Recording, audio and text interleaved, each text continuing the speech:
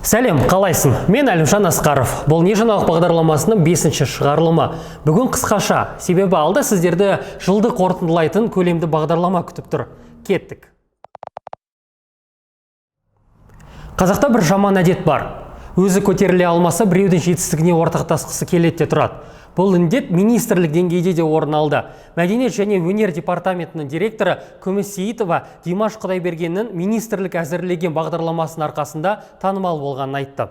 Ол қандай бағдарлама деген сұраққа қазақстандық жас орындаушыларды шетелде таныту бағдарламасы деді.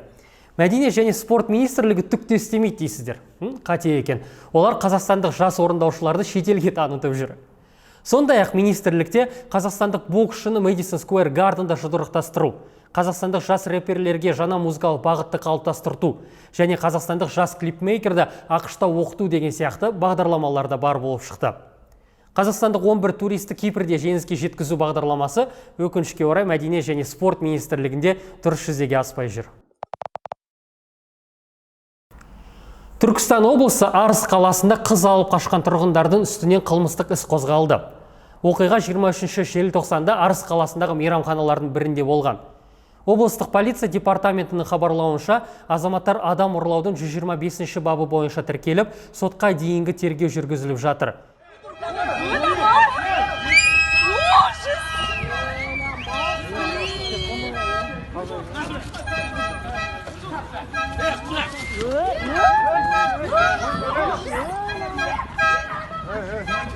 Әйтеуір қасындағы адамдар қарап тұрмай барынша көмек көрсетуге тырысқандар үшін рахмет. Қазақстан мектептерінде сырттағы дәретханаларды алып тастайтын болды. Бұл күнге де жеттік ау. Мектептегі ол қыздар 20-30 градус аяздарда лас дәретханаларға баруға мәжбүр. Сосын 5-10 жылдан кейін неге халық саны көбеймейді деп таңғалып жүрміз. Аймағамбетовтің бұл іске ден қоюының басты себебі, Аймағамбетовтегі министр, бала қауіпсіздігінде. Таразда болған оқиғадан кейін дәретханалар іште әрі қатаң бақылауда болуы тиіс деген ой көп мазалай бастады оны. Ешқандай әзілсіз айтам, бұл өте дұрыс бастама. Осыдан 20 жыл бұрын шешіліп қоюы тиіс еді. Енді әр облыс бюджетінен қаражат бөлініп, барлық мектептерде әжетханалар іште орналасатын қылып жасалады. Сенат төрағасы Дариға Назарбаева 2020 жылы парламент тыңдалуында гендерлік теңдік мәселесін көтермек. Оған Қазақстан халқы 45 жастан асқан әйелдерді кәрі деп санайтыны ұнамай жүр. Біздің қоғам 45 жастан асқан әйелдерді қарт адамдар деп санайды.